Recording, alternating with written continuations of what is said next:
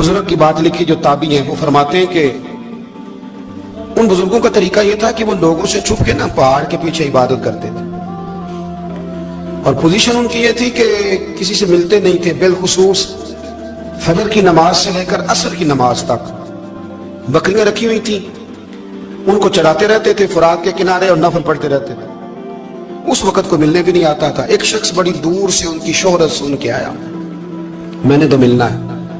लोगों ने कहा वो इस वक्त नहीं मिलते, नाराज होते। उसने कहा अल्लाह का बंदा है ना, नाराज हो भी जाएगा तो लंबा नाराज रहेगा नहीं, अल्लाह वाले जल्दी राजी हो जाते।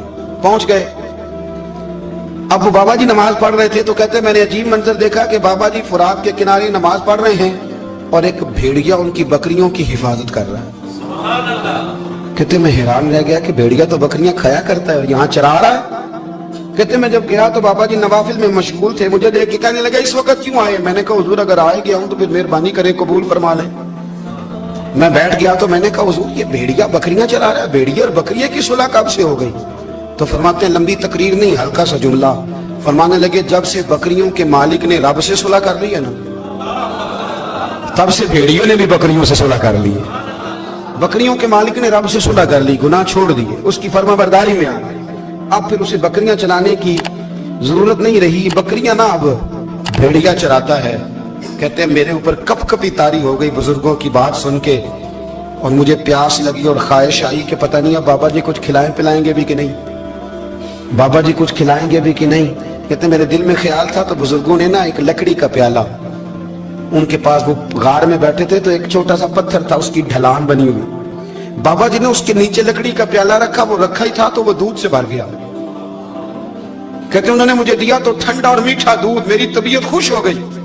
बाबा जी ने दोबारा वही प्याला उसी जगह रखा तो शहद से भर गया। 1000 साल पहले दादा साहब लिख रहे हैं। कहते मुझे दिया, मैंने फौरन कहा, मैंने कहा हुजूर ये दूध तो गाय भैंस देती है, पहाड़ों से तो नहीं निकला करता, और शहद तो शहद की मक्खियां देती हैं, पत्थरों से तो नहीं निकलता, ये आप कहां से निकाल रहे हैं? तो कहते हैं वो कुरान मजीद पढ़ने लगे। वज़िस्तस्क़ा मूसा लिक़ौमिही, जब मूसा की कौम ने उनसे पानी मांगा, फरमाने लगे मूसा की नाफरमान कौम पानी मांगे, हजरत मूसा पत्थर पे डंडा मारे तो अल्लाह वहां से 12 चश्मे जारी कर दे। जो रब हजरत मूसा की नाफरमान कौम के लिए पत्थर और पहाड़ों से चश्मे निकाल देता है ना, वो मोहम्मद अरबी के गुलामों के लिए पत्थर और पहाड़ों से दूध और शहद भी निकाल दिया करता है। वो बुजुर्ग कहने लगे बस बात ये है कि आज भी हो अगर इब्राहिम का ईमान पैदा तो आग कर सकती है अंदाजे गुलिस्तां पैदा। कहने लगा हुजूर फिर मेरे लिए भी दुआ करें। आप फरमाने लगे फिर दुआ ना करा तो मदीने वाले की गुलामी शुरू कर, तो नबी करीम की गुलामी शुरू कर, तो रसूल पाक की गुलामी शुरू कर। एक बात इल्म, फिर फरमाया अल्लाह रसूल से मोहब्बत, फिर फरमाया हुजूर की गुलामी। इससे सारे मुकाशिफात खुलेंगे, इससे सारे मुशाहदात खुलेंगे, इसी से करामतें मिलेंगी, इसी से मकबूलियत होगी, इसी से अल्लाह नबी की बारगाह में दर्जा मिलेगा। फिर दाता साहब आगे बढ़ते और दाता साहब फरमाते सूफिया की एक जमात है जो कहती है हमने तो कभी अपनी जुबान पर दुख बयान ही नहीं किए, हर शय अपने रब रसूल के हवाले कर दी, हर शय अल्लाह रसूल के। और दाता साहब कहते हैं कुछ ऐसे भी हैं जो दुआ भी नहीं मांगते, लोगों के लिए मांगते, अपने लिए नहीं मांगते। आप दुआ क्यों नहीं मांगते? तो कहते हैं अल्लाह को तो पता ही है हमें क्या चाहिए, उसे तो पता ही है। एक बुजुर्ग की बात लिखी है दाता साहब ने, मेरी जमात में ना मिजाज है करामतों का, मुझे वो सारी बातें भी आती हैं कि एक बंदा कराची से आया, दाता साहब हाजिरी दी तो उसकी लॉटरी निकल आई, ये भी मुझे आती है, लिखी पढ़ी है मैंने, किताबों में है ये भी। एक बंदा, ये सारी बातें ना आती हैं करामतों में, बड़ी सारी चीजें लोग बयान करते हैं कि मैं वहां आया और मैंने हाजिरी दी तो मौज लग गई, ये सारी बातें आती हैं। हमारे पुराने बुजुर्ग और भी किस्से सुनाया करते थे, सारी हमें चीजों का पता, पर जो उन्वान है ना वो हजरत शेख अबू नूर कहते हैं कि एक बंदा दाता साहब के मजार पे घूम रहा था, दाता 10 रुपए दे, 10 रुपए दे, 10 रुपए दे। तो एक बंदा बड़ी देर से उसे देख रहा था, वो कहने लगा दाता ने तुझे क्या देना है? इधर आ, मैं दूर से 10 दिए। बंदा बड़ा हसीन था, हंस पड़ा, कहने लगा दाता तेरे भी सदके जाऊं। दिन आने लगा तो मुनकर से ही दिलवा दिए, जो नहीं मानता उसी से दिलवा दिए। वो बड़ा परेशान हुआ, मैं और चक्कर में था, इसने मेरे ऊपर ही जड़ दी है बात। कहने लगा दाता तेरे सदके जाऊं। तो ये सारी बातें किताबों में मौजूद हैं, लोगों ने अपने अपने मुशाहिदात जो जिसके साथ पेश आया उसने बयान किए हैं। बहुत सारी बातें काबिले बयान हैं, पर जो उन्वान है मैं उस पर रहना चाहता हूँ। दादा साहब रहमतुल्लाह अलैह फरमाते हैं हमारी तालीमात है कि अपने दुख दर्द दुनियादारों से बयान नहीं कर दे, सवाल का दरवाजा लोगों के सामने खोलना अल्लाह वालों से कहेंगे कभी कहना होगा तो दुनियादारों से कहना। कहते हैं शेख अहमद नाम के बुजुर्ग थे, सारी जिंदगी किसी को काम नहीं बताया, सारी जिंदगी बड़ी मुश्किलात आई पर कभी अपनी जात पर सवाल का दरवाजा नहीं खोला। एक ऐसी मुश्किल आई कि जो हाल ही नहीं होती थी, किसी ने उन पर कोई इल्जाम लगा दिया। अबू मुस्लिम नाम का एक बादशाह था, उसकी हुकूमत थी, उसने पकड़ के कैद में डाल दिया। अब कैद में है, जुर्म लग गया है, फर्दे जुर्म आयद हो गई है, जेल में है। लोग कहने लगे हजरत जी अपनी सफाई में कुछ कहें, और मानने लगे सारी जिंदगी बंदों से कुछ नहीं कहा। अल्लाह रसूल को पता है मैं बेगुनाह हूं, मुझे कहने की जरूरत नहीं। दाता गाजी बख्श अली हजवेरी ने लिखा है, दाता साहब कहते हैं तू यकीन कामिल तो पैदा कर, तुम ईमान तो पुख्ता कर। दाता साहब कहते हैं वो अबू मुस्लिम जो बादशाह था वो नेक आदमी था, उसे रात को ख्वाब में नबी करीम की ज़ियारत नसीब हुई और हुजूर सैयद आलम सल्लल्लाहु अलैहि वसल्लम फरमाने लगे तूने अल्लाह का एक नेक बंदा जेल में डाल दिया, डर नहीं आता, वो तो बेगुनाह है। बादशाह आधी रात को खुद उठा। दादा साहब फरमाते हैं किसी गार्ड को नहीं भेजा, पुलिस वाले को नहीं भेजा, जेलर से नहीं कहा, खुद गया, जाके जेल का दरवाजा खोला, दरवाजा खोल के उस दरवेश को आजाद किया। कहने लगा बाबा जाओ, मुझे पता चल गया बेगुनाह है। बाबा जी सलाम करके जाने लगे तो बादशाह फिर आगे आया, हाथ बांधे, हाथ चूमे, कहने लगा हुजूर आप बड़े नेक हैं, मेरे लिए कोई हुक्म हो तो बताइएगा, मेरे लायक को खिदमत हो तो बताइएगा। तो शेख अहमद फरमाने लगे तुझे अभी भी समझ नहीं आई, तुझे अभी भी नहीं समझ आई। कहने लगा हुजूर क्या? फरमाने लगे जो तहज्जुद के वक्त तुझे उठा के मुझे रिहा करने भेज सकते हैं वो मेरी कोई जरूरत बाकी रहने देंगे? मुझे कोई जरूरत पड़ेगी किसी और को कहने की? जो तहज्जुद के वक्त तुझे उठा के भेजते हैं कि जा खोल जाके दरवाजा, वो जरूरत रखेंगे? मेरी जरूरत मुझे रहेगी कि मैं तुझे और कोई काम, अभी में तुझे समझ नहीं आई? तो दाता अली हजवेरी रहमतुल्लाह अलैह फरमाते हैं असल में हमारी तबीयत है, हमने बंदों से दिल लगा लिया है। दिल अल्लाह रसूल से लगाओ, किसी बंदे से लगाना तो उससे लगाओ जो अल्लाह वाला हो।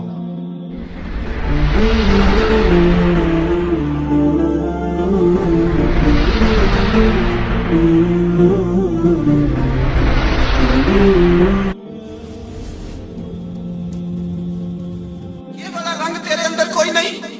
अबू सुफियान आए उन दिनों जिन दिनों हालात बड़े कठिन थे, इख्तलाफ शिद्दत का था। अबू सुफियान आए हुजूर की बारगाह में, आए इसलिए मक्के में कहत पड़ गया है, बारिश नहीं होती।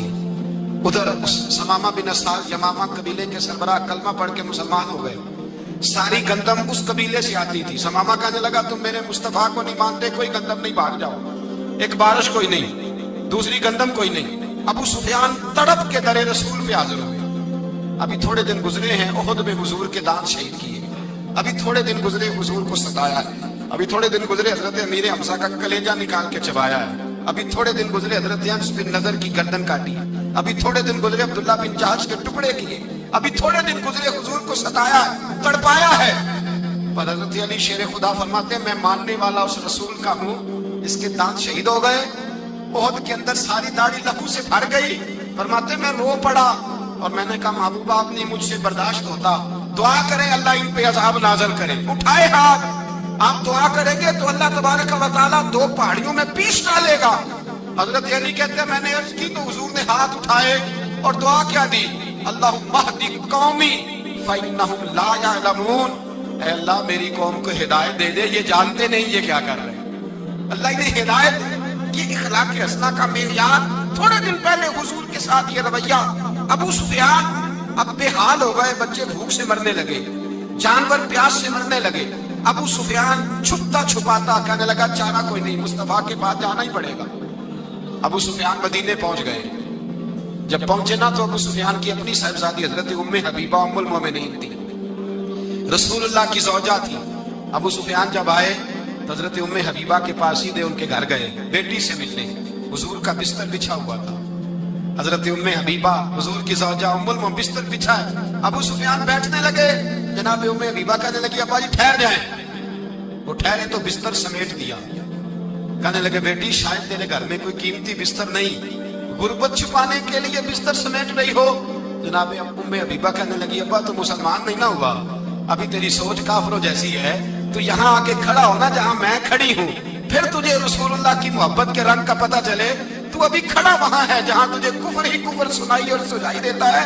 بستر اس لیے نہیں سمیٹا کہ معاذ اللہ کم قیمت تھا, میں نے اس لیے سمیٹا ہے کہ تو نجس ہے, ناپاک ہے, ابھی کلمہ نہیں پڑھتا.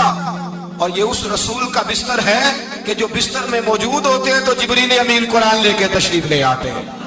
وجود اس قابل نہیں کہ یہاں بٹھایا جائے. نبی پاک صلی اللہ علیہ وسلم کی بارگاہ تک ابو سفیان آئے. ابو سفیان کہتے ہیں مجھے امید نہیں تھی, ابھی سوچ نہیں نا بدلی تھی, کہتے مجھے امید نہیں تھی, میرا خیال تھا وہ شکوے کریں گے, شکایتیں کریں گے, وہ کہیں گے تم نے بھی تو بڑا کچھ کیا ہے نا. ابو سفیان کہتے ہیں میں قربان جاؤں, میں نے یہ رنگ دیکھا تو مدینے کی فضا ویسے ہی بڑی ٹھنڈی تھی, لیکن مصطفیٰ کریم کے ساتھ جب میں نے بات کی تو میرے وجود پر گریہ طاری ہو گئی, میرے اوپر کیفیت طاری ہو گئی, میں تڑپنے لگا. کہتے ہیں میں نے کہا محبوبہ میں آیا ہوں, آپ کا کلمہ پڑھتے ہی سمامہ نے گندم بند کر دی ہے, بارشیں رک گئی ہیں, مکے کے لوگ بھوک اور پیاس سے مرنے لگے ہیں, محبوبہ بیٹیاں روتی ہیں, یا رسول اللہ مائیں ان کی چھاتیوں میں دودھ خشک ہو گیا ہے, بچے بلکتے ہیں. ابو سفیان کہتے ہیں میں دشمن تھا, سارے مکے کے لوگ دشمنی کرتے تھے, لیکن جب میں نے یہ لفظ کہے نا اچانک میری نظر اٹھی تو مصطفیٰ کریم کی تو آنکھیں آنسو برسا رہی.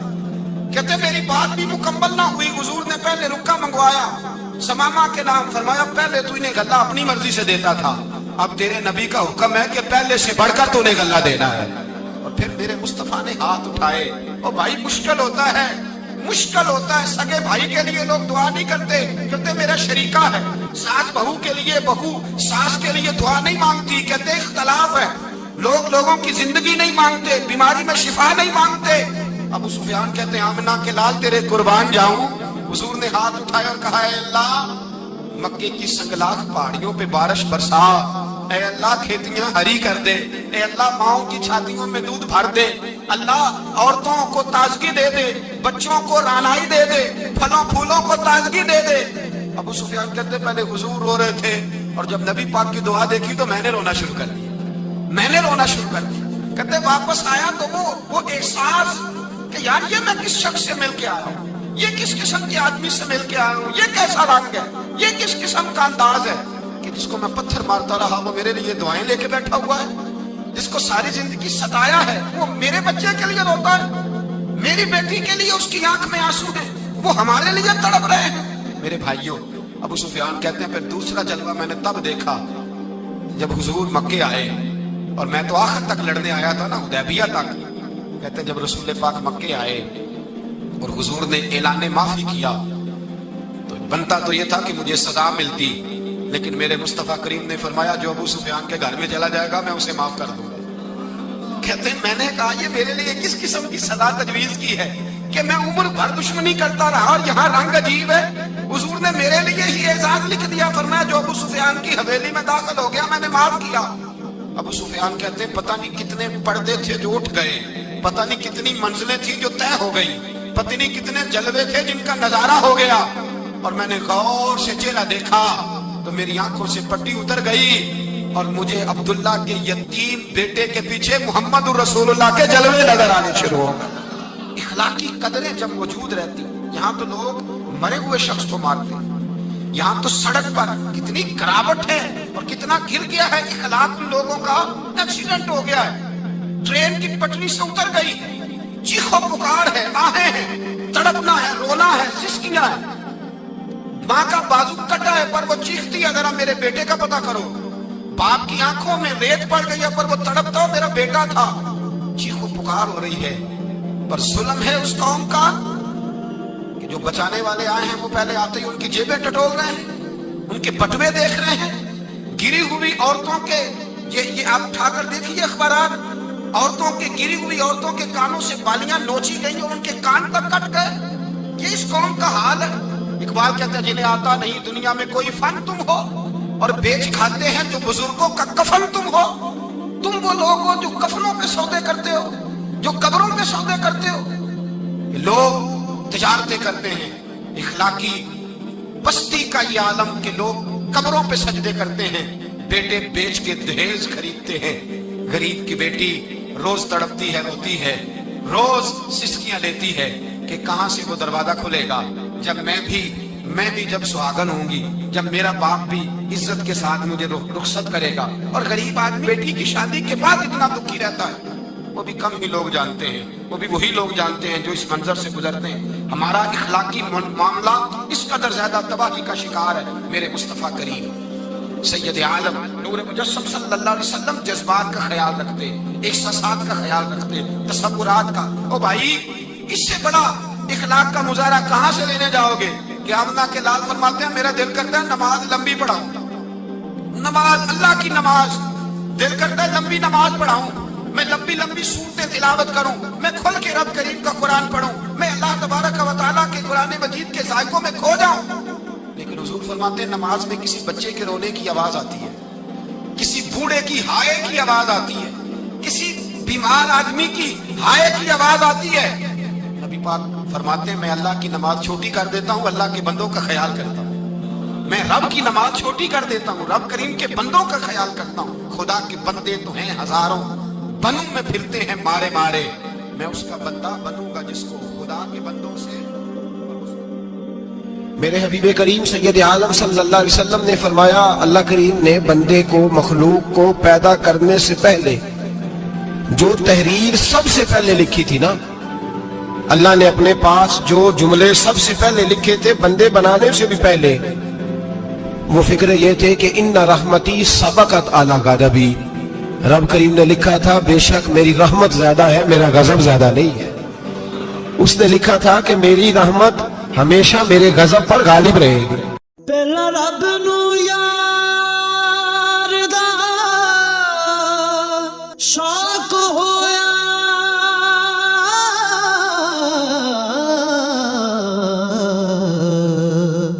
نبی پاک دا کرن جمال مائے آیا وہی لے کے ہویا ترت حاضر، تے لیا یار نے یار نو پال